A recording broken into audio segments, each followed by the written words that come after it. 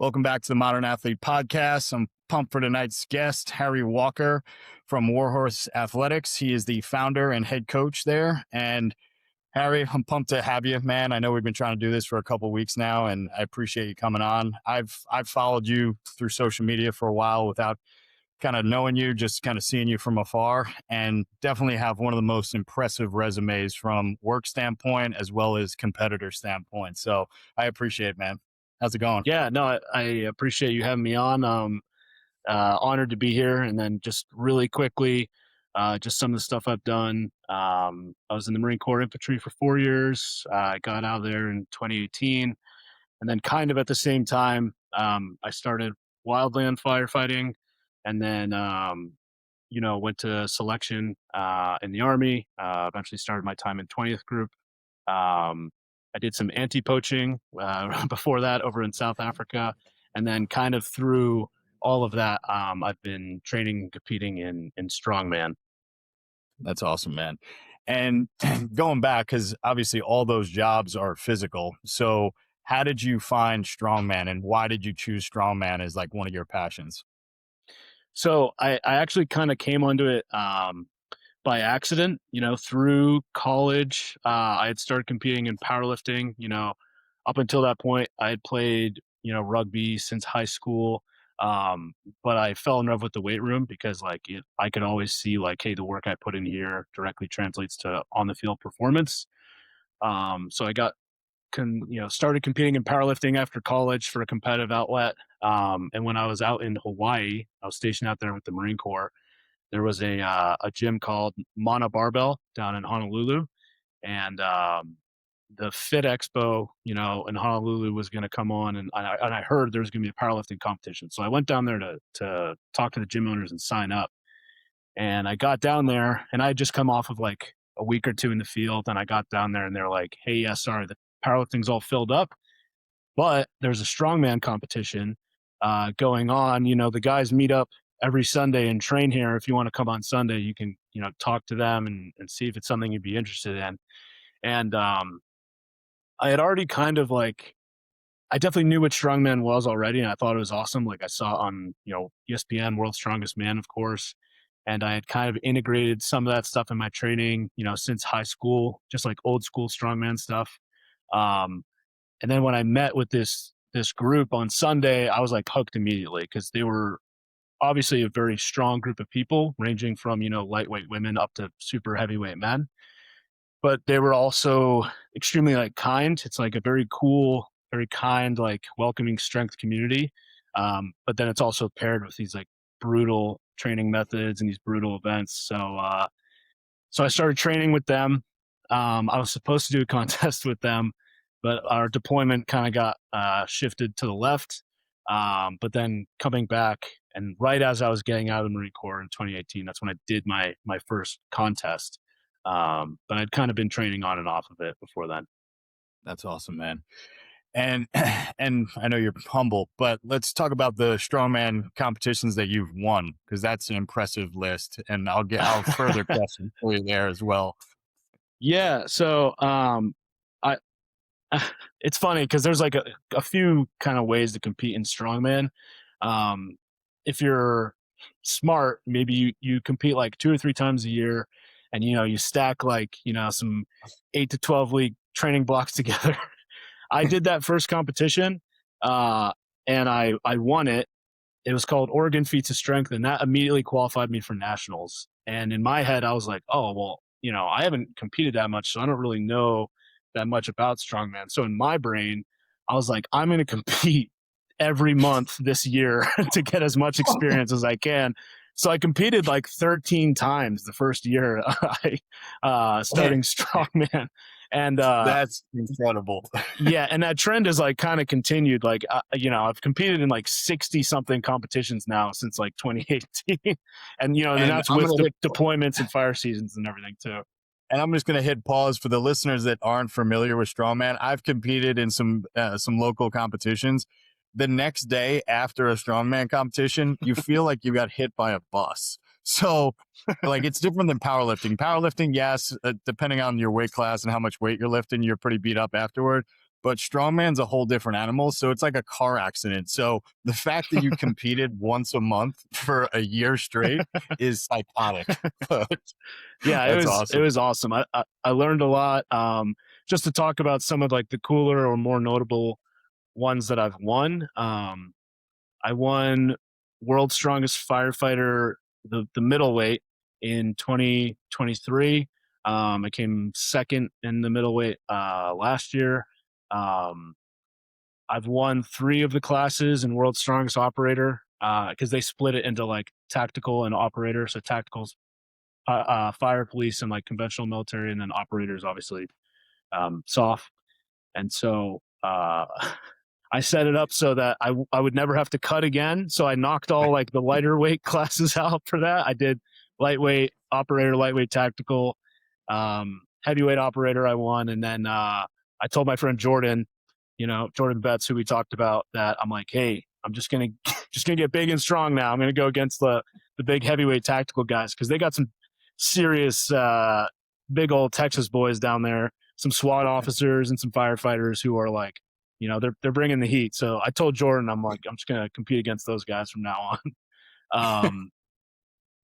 One, like, yeah, like a bunch of local shows. The international shows I've done are obviously like, they're more competitive. You get athletes who are a little bit more serious. But I've got to do some really cool stuff overseas in Norway, in Iceland. I've picked and lifted and carried some of the famous lifting stones, if you know anything about that. So it's been an awesome journey, and yeah, I have no plan on stopping anytime soon because it just carries over to everything that I do, honestly. That's awesome, man. And how do you manage that with your job? Because obviously, I assume you're not competing every month now. I know you're still competing regularly, but maybe not every month. Right. But how do you Yeah. manage that physically with your job that's still physical as well? Yeah, it's a good question, and it also depends on kind of what job I'm doing at which time. Yeah. The training for that looked different when I was doing anti-poaching versus when I was doing wildland versus, when I'm getting ready for deployment versus, private military contracting stuff now. Um, so like when I was doing, because I'll go like for some big contrast. So during wildland firefighting season, if anyone knows much about that, it's basically an endurance sport. You're working 16-hour shifts with like a ruck on your back, and you're doing manual labor the whole time. You're hiking up mountains through elevation. So not a lot of opportunities to develop kind of maximal strength during those time periods. Um, Yeah. and I would have to have like that conversation with myself during that period, be like making the mental shift, like, hey, my max strength, my body weight is going to go down during this period. That's actually fine because it's going to give my body a break from the weight room and some of that like heavy spinal compression and all that stuff. I can use it as an opportunity to, push my cardio up, get better mobility, flexibility, um, and then mentally like take that break and be excited about training when I come back to it. Granted, on days off that we had on like a slow fire or whatever, like my friends and I on the job, we would find logs and rocks to lift. So I was getting like practice in with some of that weird stuff. But I just viewed it as an opportunity to kind of like take a break, because if I viewed it the other way of being like, oh, look at all these things I'm going to lose, then it just puts me in a bad mind space, Yeah. right? Yeah. Um, so after the season, I would always have a huge bounce back of body weight and of strength, just because my body's primed to grow, and then also like my mentality, I'm very enthusiastic to get back in the weight room. Yeah. Um, in terms of when I have something like a deployment workup or something like that, for me personally, because obviously I'm competing in strongman, like I'm more strength oriented, like it's the thing that I enjoy doing more. Mhm. um, that's not the thing I ever have to worry about development wise, and making sure like I have the total package, that I'm well rounded. So I would say like it's important as an athlete to recognize that, um, make sure you're focusing on the things that you don't enjoy or that you're not as passionate about. So for me, like I'm always going to be doing strength work because I love doing it. Yeah. during those times, I'm just making sure that I'm getting the correct mileage in, that I'm hitting, the correct like energy systems for my cardio capacity, all that kind of thing.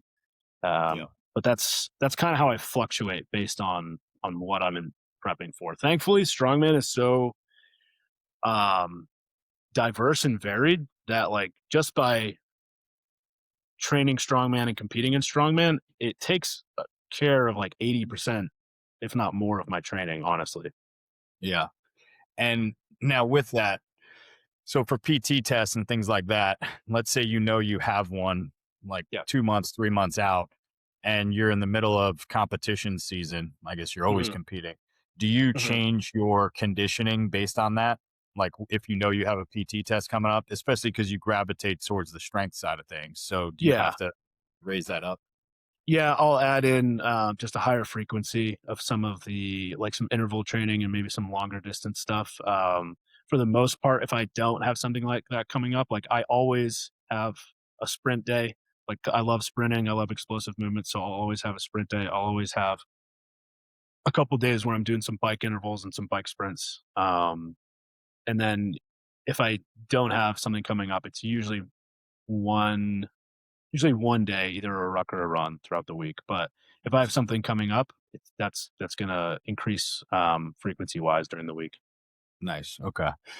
Yeah, because again, like you touched on, for those who are not familiar with strongman, it's not powerlifting where there's three lifts and you're just doing one rep max attempts. Like you could be carrying things for a minute, you could be deadlifting something for a minute, like walking as far as you can with an implement. So there's definitely tapping into multiple energy systems. And you can't be a slob. Like you still need a solid aerobic base Yeah. because the competition, depending on who's running the show, is hours long. So if you have a small gas tank, you're not going to feel good by the time that you get to that last event. So, yeah, Absolutely. And within that too, it's most people are familiar with strongman because of like the heaviest, the biggest, world's strongest man kind of class athletes. But there is yeah, weight classes. So I'm a weight class athlete. I'm a 105, which means I have to weigh in at 231.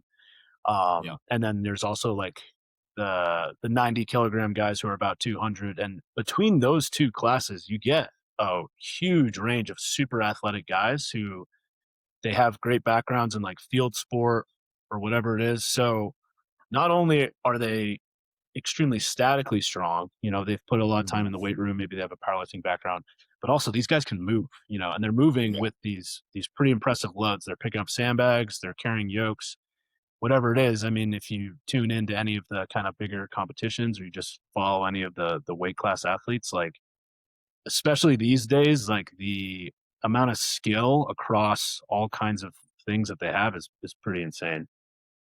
yeah. Like it's a great point because you can tell guys who have an athletic background because if they're sprinting with an implement or let's say it's a medley and they have to put an implement down, sprint to another one, the guy who's more Yeah. athletic and more agile will then time matters and every second matters. So it's a good point to bring up. Like you're getting Yeah. some guys who were former football players, rugby players, whatever. Now they just have gravitated towards strongman. So And yeah, and that's honestly where I've made a lot of my money and beat a lot of people who are stronger than me because I had a good background in rugby and like I burned down those intervals because I know like I have to make up some points. Maybe I'm not as statically strong, but hey, if I got some good moving events in a contest, like I know I'm gonna get big points with that stuff.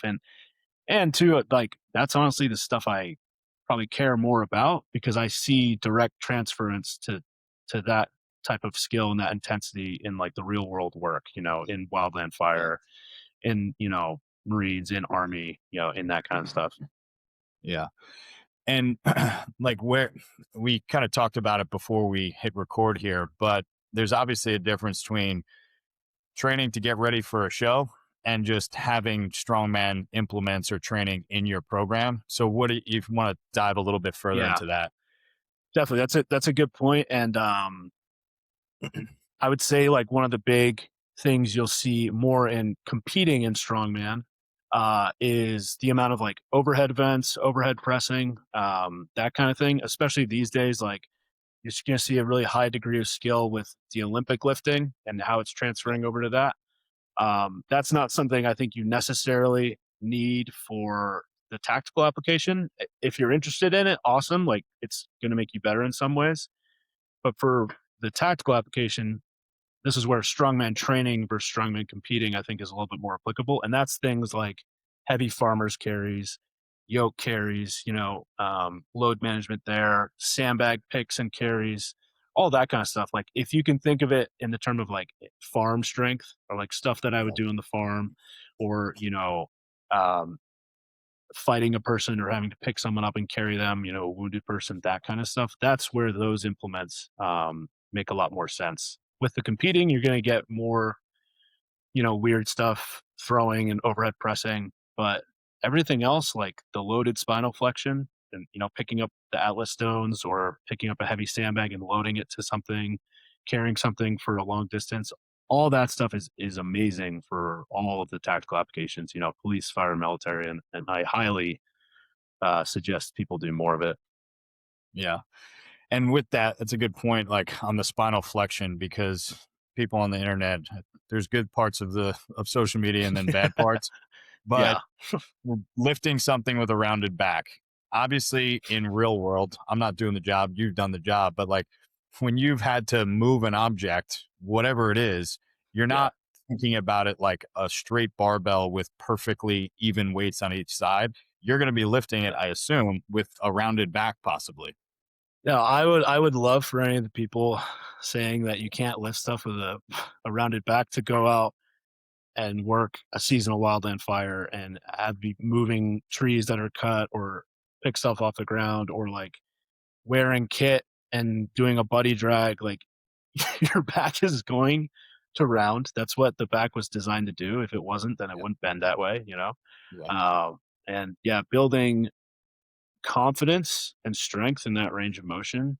Um, I think that's one of the greatest like fallacies or myths we've seen in the fitness culture is like you do anything to round your back, you're gonna hurt your back. And I'm like, what have humans been doing throughout Yeah. history, before that, Exactly. When they had to hunt their food and drag the animal, like Yeah, they weren't thinking about a barbell back then. They were yeah. doing it. No, and look at any collision sport, rugby, football, they're not hitting each other with like perfectly straight backs. Like, Yeah. there's a lot of flexion and extension and things going on with the spine in any of those sports. And it's just funny that you see it criticized in a training sense, but it's never talked about in the sport application sense. That's a good point. Yeah, that's a really good point. Because obviously we're not recommending like a 16, 17-year-old kid who's never touched a barbell to now going max effort rounded back movements. But Right. if you build some good foundational strength and then you add some carries or some D-ball pickups or sandbag pickups, things like that, I think you're absolutely fine because you're going to have to do it in real life if that's your job. So, yeah, 100%. Yeah. I mean, there's a reason that whole phrase or about like farm strength is a thing because people who grew up yeah, on farms working manual labor, like, you know, people will comment about these people who have freaky strength. And I'm like, yeah, that guy just did manual labor growing up. yeah. Exactly. Um, I asked Derek Poundstone a few weeks ago. I'm curious your thoughts as well. What would you say the most applicable strongman movement is for you name it in the tactical profession? What would you say? Man, uh, and I'm a little biased because I just love him so much, but I would say anything with sandbags, like, Nice. heavy sandbags.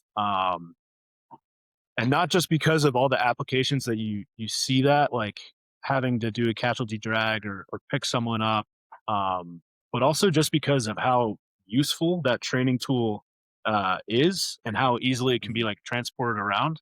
I mean, when I was in the Marine Corps and the infantry, I would keep two of those in my ruck, like empty them out and then smush them down. Yeah. And then anywhere we would get when we were training in the desert in 29 Palms, like we would get somewhere, we would build the weight room. Like we would fill the sandbags, we would find some rocks, ammo cans, and we had a gym everywhere we went. Um, so I think sandbags, like sandbag carries, probably the greatest carryover of application, just because the movement, all the things you can do with it, all the movement patterns, but then also just how good of a training tool it is to have available.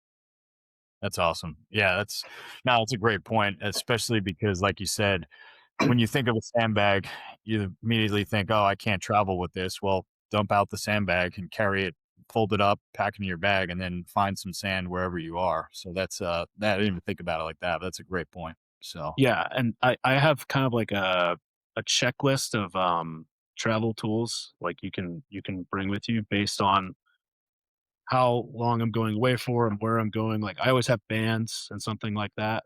Um, yeah, but there's basically things I always take with me to ensure that no matter where I am, I have a way to train. And yeah, bands are a great way to do it. If I know I'm going somewhere for like a long period of time, I'll bring a sandbag.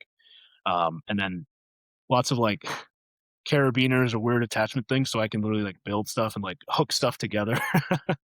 it's a good idea. Yeah, I like that. No, that's awesome. So your travel kit would be sandbag, bands, carabiners, anything else for I travel? always bring I always bring like a dip belt so I can do weighted pull-ups, weighted dips.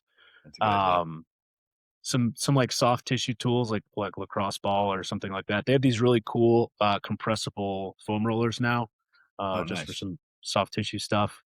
That's cool. Um, if I'm going somewhere for a longer period of time, I have like a neck harness I like to Nice. bring because get some Nice. neck work in. Absolutely. But yeah, those are kind of like the key ones. And then if I know I'm going to be somewhere for a while, I bring like all my lifting gear, like my belt and Yeah. sleeves, wrist wraps, that kind of stuff.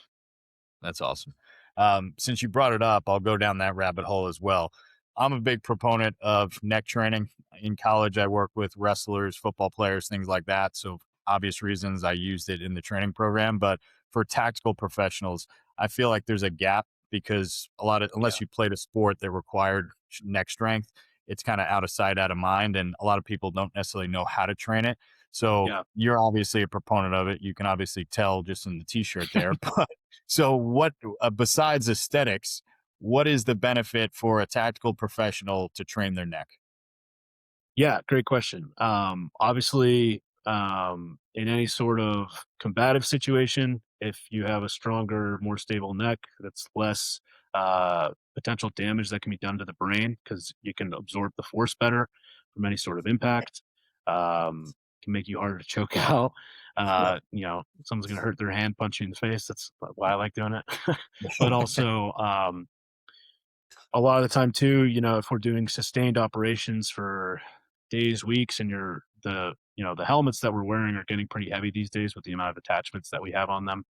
And that can certainly wear, especially if your neck is fatiguing really easily and slowly it's not supporting as much and you're getting more wear and tear on your spinal cord.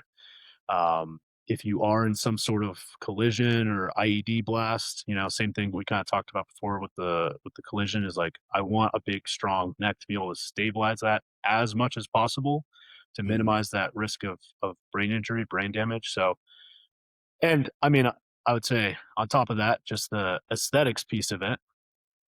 A quote I remember this quote from years ago, and it was like the first thing someone sees is your body, right? Is the physical Yeah. impression that they get from, kind of the, how imposing you are or, like the energy you're putting forth. And that matters, for, being a bouncer, like police, like military, the way your body looks tells people something about you, and that can be Yeah. a good thing or it can be a bad thing. If you look like you're in shape, if you look like you're strong, if you look imposing, that's going to lend itself to certain things. And certainly within, certain military communities, soft communities, like that matters. Yeah. Um, so outside of just the performance benefit, just like the aesthetic benefit of looking strong, imposing, is going to have positive effects. Yeah, that's awesome. I like that. And another favorite quote of mine is the best way to protect your neck is to lose your neck. So that was Yeah, another, so 100%. that's always a good one. I I, would I always say think, it. I, one of my friends, I can't remember who it was. Funny quote. They're like, they saw my progression throughout the years and I got bigger and they're like, oh yeah, like back in 2018, Harry lost his neck in a tragic weightlifting accident because it just disappeared. That's awesome. That's a good one. I like that. Oh man, that's awesome. And on neck training, for what do you recommend? Like as far as frequency, volume, sets, reps, the whole bit. What do you recommend? I personally do it about 2 to 3 times per week. I'll have flexion, I'll have extension, and so flexion if I'm lying on the bench, I'm pushing up. Um, when my back is on the bench, extension, my chest will be on the bench and I'm raising up, and then, side to side. I like having all those in there. I do those weighted because I have a neck harness, but you can Mm, also put like a plate on your head. I actually really like using the weighted med balls because I like the that's a good just how idea. it feels like with the curve of it. Yeah. But one of the, best neck pumps that I've gotten was a routine that my coach for a long time, Josh Bryant, gave me, and it's literally just like lying on a bench on my back, 100 chin to chest, 100 side to side, like keeping upward tension, and then 100, ear to shoulder, and putting that in a circuit and just running that 2 or 3 times with like a minute rest. And that's probably one of the hardest neck workouts I've done.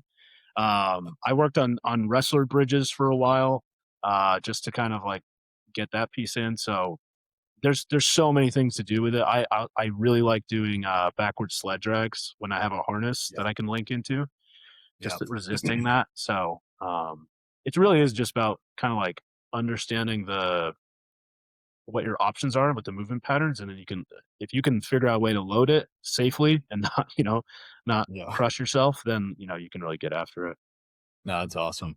Um, and again, on things that like gaps in guys training, a lot of people know that grip strength is important, obviously, but sometimes people don't realize how to specifically train for it. So you, with Mm. your strongman background, obviously you're getting a lot of grip work just from competing and doing the sport. But what are some things you do to work on grip strength?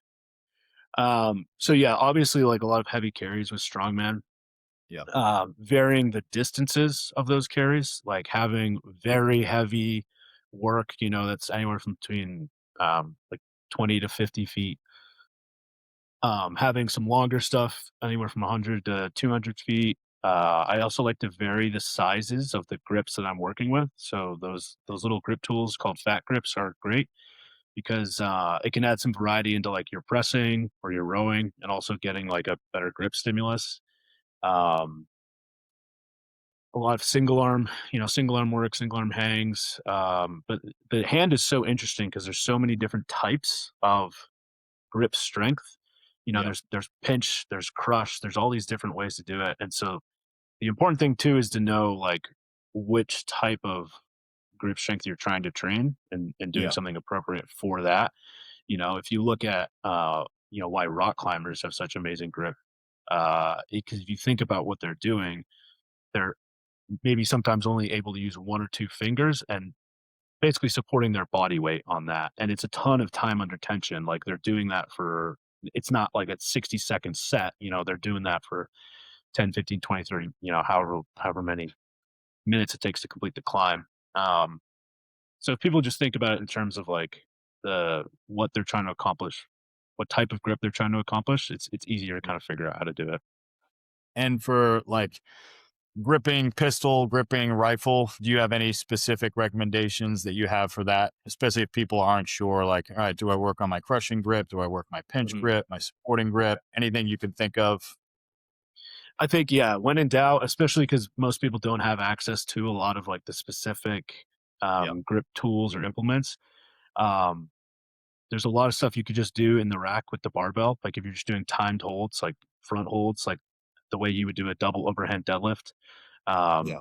um, doing that for 30 to 45 seconds, and then trying to increase the load. That's or weighted bar hangs are a great way to do that as well. You can either add time or add weight with the dip belt. I think those are two really easy ways. It like when in doubt, and I want to increase my grip. Those are some great ways to do it without access to some of these like crazy tools. Yeah. I like that. Um, and then as far as, again, I'm just going down the rabbit hole of like gaps that I see in guys training. Yeah. Um, like from either a power standpoint or like a speed and agility. Let's go speed and agility. So speed and agility, what are your thoughts on that for any tactical professional? Like, even if you Yeah. pick any one, like, I I think it's like one of the most important qualities, and maybe I'm biased coming from like a rugby background, but I just, if you can move somewhere with like intent and violence, like explosively, it just translates so well to everything. Like, because in those moments where things are serious, like, I need to be able to get up and move my ass, like, I need to run the gun somewhere, or I need to get to someone to help them. Like, I want to be able to move. I want to be confident in my ability to move extremely explosively. Like, if I'm moving to an enemy, I'm trying to close the distance between myself and someone, or I'm trying to go help someone, or get something done. Like, I feel like I can't overstate enough how important it is to be fast and explosive, and sustain that over multiple bouts for a long period of time. that's a great point. And I imagine you don't want that first time to be sprinting and changing direction when it matters the most. So I No, assume that you no. prioritize that. I assume that you prioritize that in training. Yeah, and especially in training too, because you hear, I have a lot of friends from Ranger Regiment, and a lot of the injuries that I hear from a lot of my friends over there. It's because, so obviously they're carrying a ton of gear, and a lot of stuff is from like an impact injury. Like, they had to change elevation, um, or they weren't able to absorb force as Mhm. well as they could have, and so that's just going to happen. It's, people trying to criticize guys like NFL programs, but I'm like, look what the sport is. They're playing against some of the most violent humans ever, and it's the same thing Yeah. in real life. You're in combat operations, and so, like, yeah, stuff's going to happen, but um, the way you can kind of hedge your bets is actually including that stuff in training, including sprinting in training, including plyometrics in training. Because what you're doing is you're training your body to absorb force, at high speed changes, whatever it is. So that way, when the shit hits the fan, and even if you haven't done your warm up or whatever, your body has been, the tissue's been conditioned to be able to handle that explosive, that moment or that absorption. And you give yourself a better chance of being able to do these jobs you want to do for as long as you want, as opposed to being told by your body that you can't do it anymore. Yeah. No, that's a great point, and I'm glad you touched on the warm up piece because I imagine you're not doing a dynamic warm up before you're about to go do the thing. So you have No, to. yeah, You don't know when it's going to pop off, so you could be completely relaxed and then have to go into a dead sprint. So right. if you don't have that in your training, I'd imagine you'd be pretty susceptible to injury there. Yeah, So absolutely. yeah. And it's tough too. Like, funny enough, talking about it, like, I actually have like a minor adductor strain right now because like I was just over somewhere, and of course it was like someone was playing pickup football, and I was like, Yeah. I can run this route real quick, and Yeah. you know, granted, because I looked at it and I was like, I played X amount of years of rugby, and I do this, stuff in training. But I put on 20 to 25 pounds of mass since, doing any like um, rugby or doing any sort of like dedicated stuff in my training, because there was a lapse. And sure Yeah. enough, because I did a violent change of direction, and my body wasn't as used to it has been in the past, like, I gave myself kind of like a minor strain there. And that was just like confirmation. I'm like, oh, yeah, that's why these things need to be continuously exposed to, because your body forgets very quickly, Yeah. and the reason that's so important to have it in there is so that you can do stuff like that and not risk Yeah. catastrophic injury. It probably would have been a lot worse had I not had it at all. Exactly. Yeah, because you think about even in college athletics, I saw it, and even in you name the professional sport, a lot of season-ending injuries, or even not even season ending, just injuries in general, happen a lot of times in the preseason. Yeah, Because you come off a time where, yeah, you may be doing a program, but it's nothing like going full speed yeah, and full contact or reacting off another human being. It's one thing to do cone drills, but it's also another thing to like go full tilt like it's game day. And I'm Yeah. sure there's similarities there as well.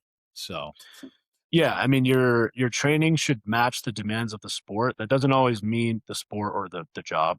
That doesn't always mean yeah, it's the exact same activity. That's not what that means. Like, you can certainly do a lot in the weight room, um, that mirrors or recreates it. Because I think that's a mistake a lot of guys make. They think like, "Hey, what I'm doing in training has to mirror, like, the worst day on the job," and, like, it's a quick way to dig yourself into a hole and hurt yourself more than you need to be. yeah, But yeah, your training should absolutely prepare you, for those things. yeah. And obviously in real life, like the knock on powerlifting a lot of times is it's very much a sagittal plane sport, which again, that's a sport and I respect everybody who competes in it because anybody who Yeah, competes is it's awesome. But real life doesn't happen in the sagittal plane, obviously. right. So for you, from either your training or training other people, do you do anything like that prioritizes other planes of motion besides just Yeah. squat, bench, and deadlift, obviously? Yeah, I mean, absolutely I mean, some of the stuff we've already talked about, like, all my athletes, no matter what their job or sport is, like, they'll be doing a movement prep, they'll be doing plyos, they'll be doing sprints. Obviously, I want them to be very strong in the sagittal plane because there's a ton of things we can do in the gym to do that, but then, we also have our rotational work, Yes. all that kinda stuff. Um, because those areas that get neglected, you know, if you keep building that sagittal strength and then you're neglecting those other areas, it's kind of like a pretty bad injury waiting to happen. So, um, yeah, I definitely load a lot of stuff in for my guys. That's considering those other factors, and something that I kind of like to hit on too is that, like you said, I think it's great if someone's choosing to compete in something. That's awesome because that's above the norm. Most people Yeah. are not doing that. Most people are not competing in something. Um, I think in terms of, like, if you're a tactical professional, police, fire, military, there are probably some things to compete in that are better than others in terms of, like, what the demands of your job are. Like, bodybuilding, very cool sport, requires an insane amount of dedication. Not great, for operational jobs because, like, "Hey, dude, I can't have you cutting. I need you to be fueled up and ready to perform." Like, um, you know, the diets they have to go on for shows put them in kind of like a pretty weakened state, both, you get brain fog from that kind of stuff, so it's a cool thing to compete in. Maybe not if you're like a wildland firefighter or, you're a soft guy, you're going out and you're gonna have to, um, be, useful. Yeah. Uh, Granted, you can do that stuff in the off season and still get benefits from it, right? Yeah. Same thing with like powerlifting. Powerlifting's pretty awesome. You get really, really strong. Like you're talking about, there's a lot of things that get neglected because it's very sagittal plane, extremely sagittal plane focused. Um, Strongman a little bit better, you know, just because of just because of all the various disciplines and things you have to train for. But my advice is always like, just choose something that's going to make you better at your job and have like an honest conversation about what that actually looks like. Not like what I want to do, but hey, is this actually going to make me better? Because I have to have that conversation with myself sometimes because I love to go after the strength piece. But if I just do that, then like some of that longer range endurance stuff doesn't get hit, and I have to be like, okay, I'm still going to program this stuff in, even though I'm preparing for this competition. You know, the most important thing is my job, so I need to have that piece covered before I even consider the competition piece. So those building blocks are always in place first before like my hobby, which is competing in strongman. Yeah. No, that's a great point. Um, Now from a like planning standpoint for like periodization for yourself, like Mm. is that difficult with your job? Like, cause the conversation's always like there's no off season. Like you truly you're always training for something and you could always be on call at any point in time, things like that. So do you have designated blocks where you're working on specific qualities, or you kind of have multiple qualities you're working on, but some things may have a priority but you're working on everything? Yeah, the second one there. So it's Yeah. more concurrent. Like I'm pretty much training every physical quality at the same time, but just there's times when some take more precedence over others. Yeah. Definitely like during fire season, I know I'm not going to be putting on any mass or building any like peak strength, but as often as I can, I try to get in the weight room and practice the motor patterns, right? I know I'm not going to necessarily build anything, but I can slow the rate of degradation. And then on stuff like a deployment workup, depending on where we're going or what we think we're going to be doing, I can focus on those energy systems. It's funny being me because like most people would say, so my strength is never going to be a problem, probably. Yeah. Um, because I compare myself to very high level strength athletes, I'm always wanting to get stronger because I'm competing in that world, right? But when I have the realistic conversation with myself on what things to build, I can almost always be like, strength is okay. Let's focus on, XYZ. Um, that's actually the really cool thing about being involved in a lot of different disciplines um, and jobs is that, you know, I show up and I'm never like the best because I show up to Strongman and competing against like the best 105s in the world. And like, those guys are kicking my ass at strength events, right? Yeah. And then I go back over to Wildland Fire, and those guys are kicking my ass on the mountain, hiking hiking up the mountain, and so it's Well, cool to be a part of like very different things. It's confronting. It's mentally confronting because like my personality type and a lot of personality type people in the community, like you want to be good at everything. And yeah. then when you're constantly like ping ponging back between places where you have to like compete and be confronted with like, oh, I can't be the best. Um, it's tough, but it's also important to recognize that as like a tactical athlete, like it's okay if I'm not the best at any one thing because if I am, that probably means that my other stuff isn't well rounded. And like the most important thing for me is to be well rounded. That's a great point. Like, yeah, you're comparing yourself to the strongest athletes in the world. Then you come back to these wildland firefighters who can't Yeah. even imagine lifting what you lift, but they Right. can Yeah. probably move up. They can probably move all day and things like that. You're trying to Yeah. play catch up. That's a good So way. yeah. That's an interesting perspective. Yeah, it's good and it keeps me honest and honestly like I feel like that is pushed me so far in both areas that it's been really awesome for my overall development just as an athlete and just like there's just so much merit to competing because it it really does it forces you to mentally confront yourself, because with individual competition there's that piece but also competing against other people like when someone beats you it doesn't feel good Yeah. because you're like, okay, what did that person do that I did not? Yeah. Like why was that person XYZ and I'm not? And Yeah. so it forces this reevaluation of yourself, um, that you get, through all the military pipelines and training as well, obviously. But Yeah. yeah, I mean, you really gotta. It's a good mentality to have. You got to earn it every day. And you should be self-evaluating every day, and you should be trying to figure out how to get that 1% better. Yeah. No, that's awesome, man. Um, and in the tactical world, I know there's always this debate about absolute strength versus relative strength. So, like, absolute, I know you know this, but like for the listeners, like absolute strength, meaning there's no weight classes, who is the strongest, who can lift the most weight, versus relative strength, tying in how strong you are for your body weight. What is your overall thoughts on just that topic for tactical professionals in general?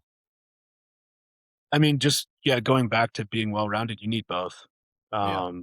I need to be able to move with my gear and my equipment, of course. So that'd be more on like the absolute, because the stronger absolute strength you have, the lower percentage that weight matters to you essentially. Yeah. But I also need to be able to move myself through space and time.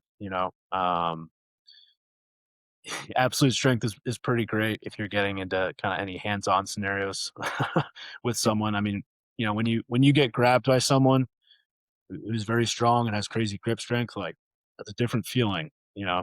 Um, So, yeah, I really think you should be pushing both those boundaries as much as you can. I think just by nature of the job, it's uh, it's probably not possible to run into the issue that some people are worried about, like, oh, I'm going to get so big that I can't that I can't, do these things. I'm like, hey, man, like, like if you're getting that big, like there's other issues going on. Like just by Yeah, nature of the job, like the job itself is not going to let you get big enough where that becomes an yeah, issue.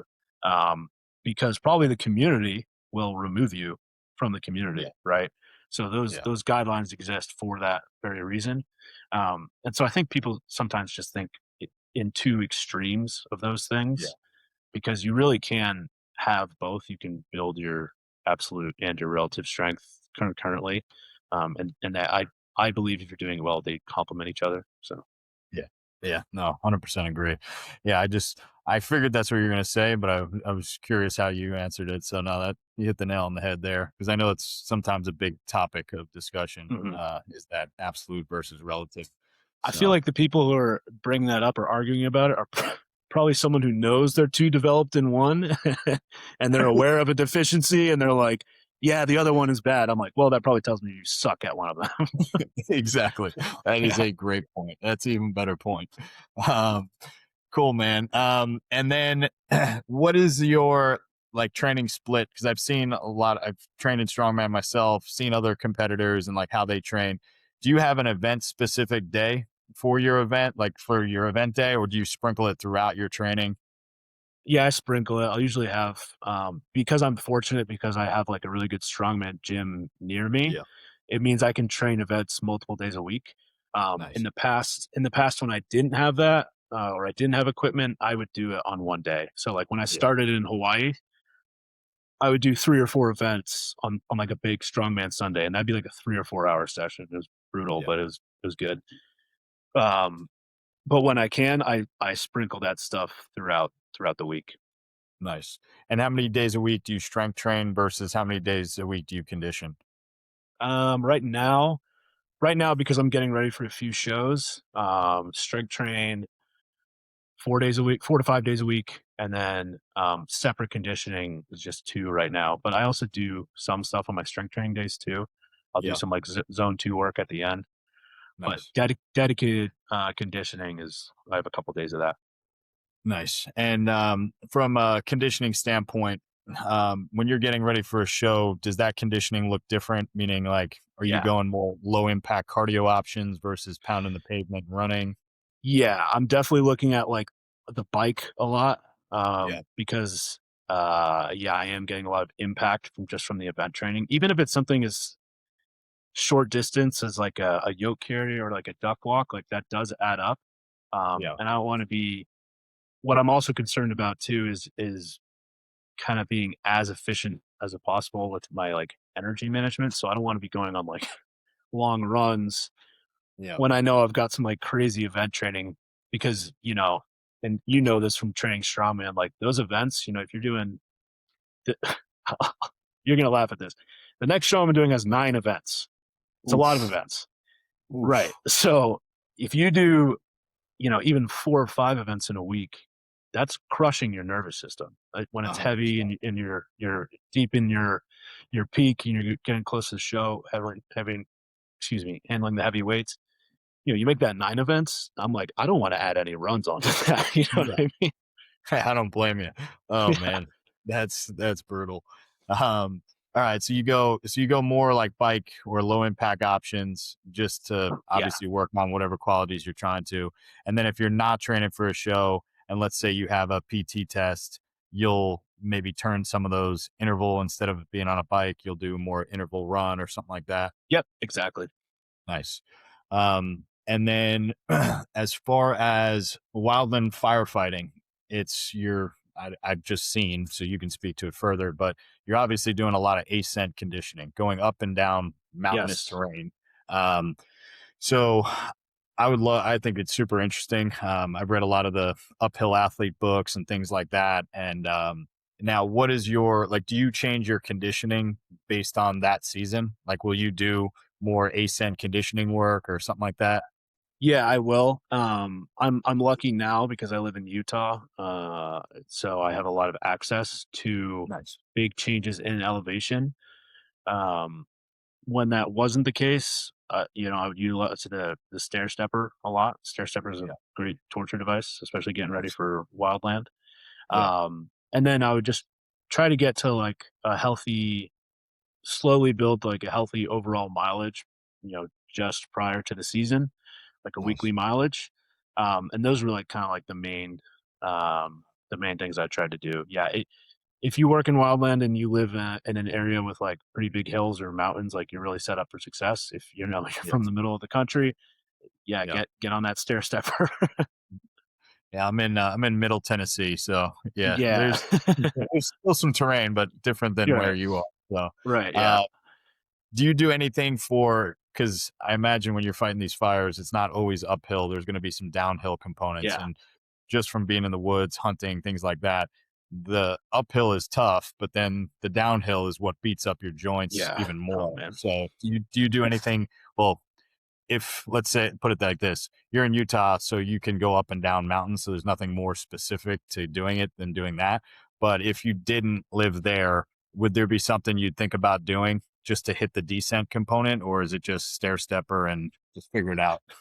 I mean, because I'm pretty big for a wildland firefighter, the first thing I do is try to lose some weight because Nice. the amount of Nice. the amount of shearing force that as a bigger person that you're putting on your knees coming down those steep grades is like pretty intense.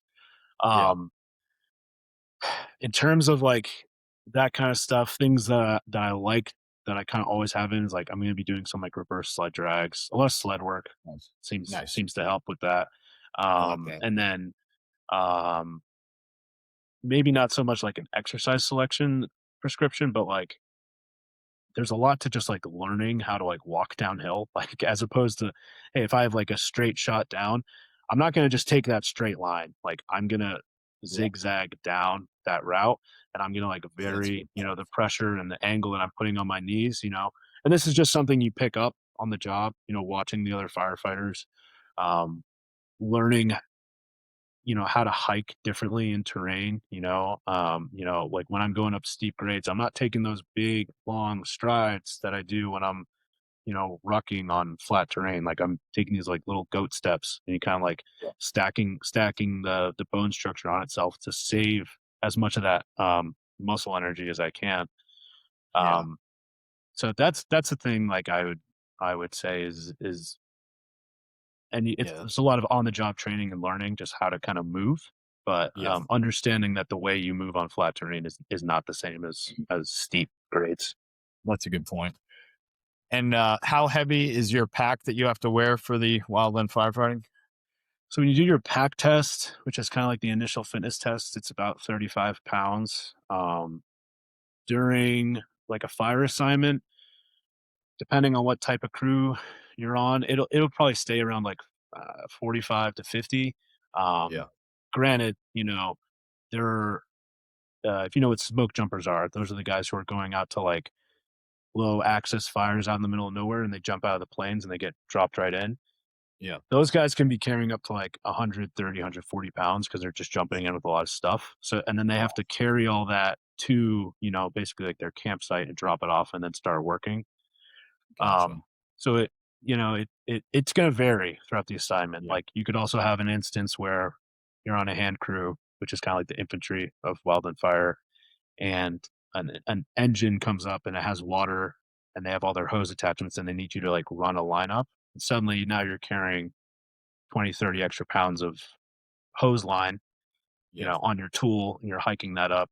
But for the most part, it's probably going to be around 35 to 50 pounds, I would say.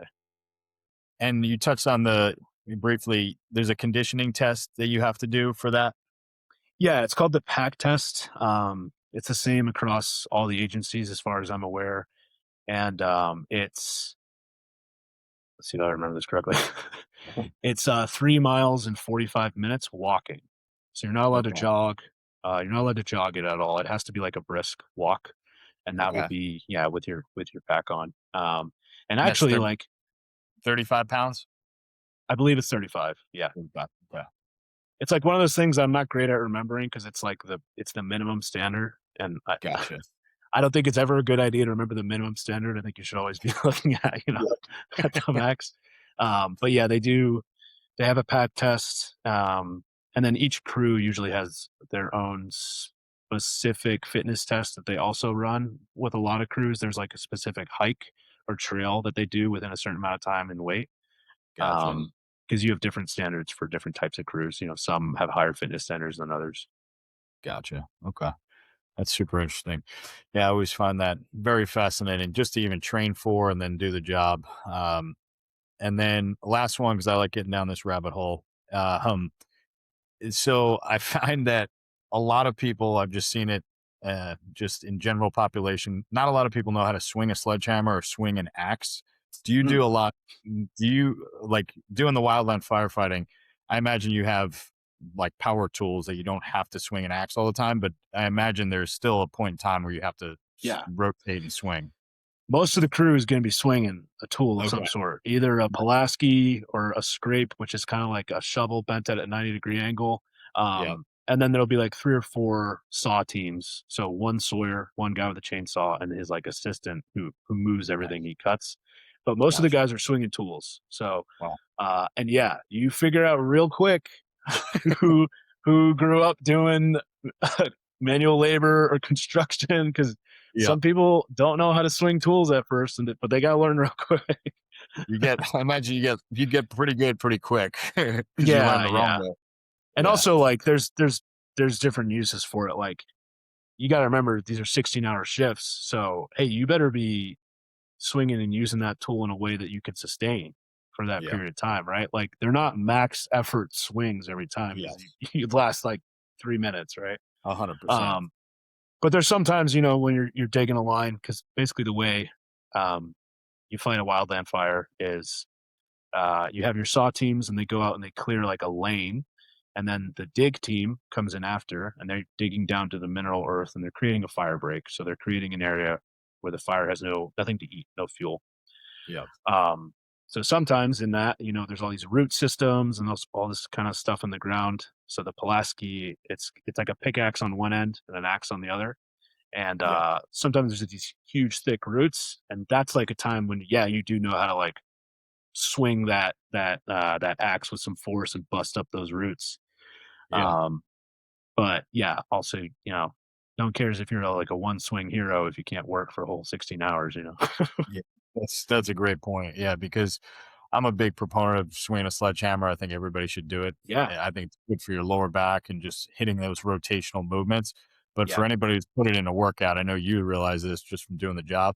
You swing for like 30 seconds straight as hard as you can on a tire or splitting wood, you are blown out. Like you just done. fought somebody. So I You're can't done. Yeah, imagine for 16 hours having to swing a tool. That's brutal. yeah. Absolutely. It's and it's even worse at like elevation too, Yeah. because you can be a pretty fit person and then you gain like 3, 4, 5,000 feet of elevation. You start working, you're Yeah. you're 3 swings in. You're like, oh my god, like why am I so gassed? It's like, well, yeah, That's that's brutal. What's the highest elevation you've gotten to roughly? oh man, I don't want to misquote it. Because I was just trying to think of that because there's numbers kind of swimming around my head, but Yeah. the highest I've worked has been in Idaho, which is funny because the first time we were going to work there, like for some reason in my brain it switched Idaho and Iowa, and I was like, oh, there's not going to be any elevation. And then we get to these Idaho mountains, and it's like, I'm gasping for air, and I'm like, well, this is terrible. That's Yeah, the just mountains. The mountains up there get pretty good. I don't want to misquote the elevation right now because I know my fire friends will crap on yeah. me if I missay it. But yeah, Yeah. it gets pretty high. Yeah, Yeah. And if anybody knows Idaho, yeah, that you get it's not like you're not at sea level. So no, you're up pretty high. So certainly not. Certainly not. that's awesome. That's awesome, man. Last question for you, and then I'll let you go. So there's a random one, but just knowing your strongman background, and I know it's now the AFT, but on the ACFT, when you had to throw the med ball, How far did you throw the med ball? I fucking launched that thing. I'm pretty sure. I'm almost 100% sure. If someone wants to call me out, they can. If you have a documentation, I think I held the record for that during the Q course, like during my class, because I didn't see anyone else throw that thing like I did, and that was my event, and I'm pissed they got rid of it. That's why, as you were saying it in your experience with the strongman background, everybody hates the ACFT or hated the ACFT. But I imagine for you, there probably wasn't a tape measure long enough that you were throwing that thing. I think I told the first guy, I was like, hey, you might want to back up. And he's like, and I fucking launched that thing way over him. I was like, told you, man, like you got, it's like, like Happy when you're Gilmore. little kids and you're playing dodgeball and it's like, back up. Yeah. The first thing I thought of was like Happy Gilmore when he drives the like par 5 and he hits it onto the green. Yeah, that's you with throwing a med ball. I think that would be good. Go ahead. Go ahead. I was just going to say, I think it would be funny on social media if you just did that on social media and just threw the med ball. What is it? It was 10 pounds just to see and just to show. Light, yeah. So I was pretty bummed. I'm pretty bummed they got rid of it. And I understood the reasoning. It's like, hey, soldiers are spending more time on having to learn the skill of throwing a ball versus like, maybe there's better ways to measure power. And I was like, yeah, okay, just be an athlete, whatever. That's awesome, man. Awesome, brother. Well, I really appreciate you coming on, man, and making time for this. And I know we've been trying to for a couple of weeks, but I truly appreciate it. I had a great time. Selfishly, I took a lot out of it, so I know our audience is really going to appreciate it as well. So this is awesome. No, thank you so much for having me on. It's an honor. Like your page is awesome. The information you're spreading is awesome. If people just even did 10% of the stuff that you talk about, we'd have a far more capable military. We appreciate it. Right back at you, man, because I take a ton from you guys as well. So just trying to spread some knowledge as best we can, and that's all we can do. So absolutely awesome, brother. I'll see you soon. See ya.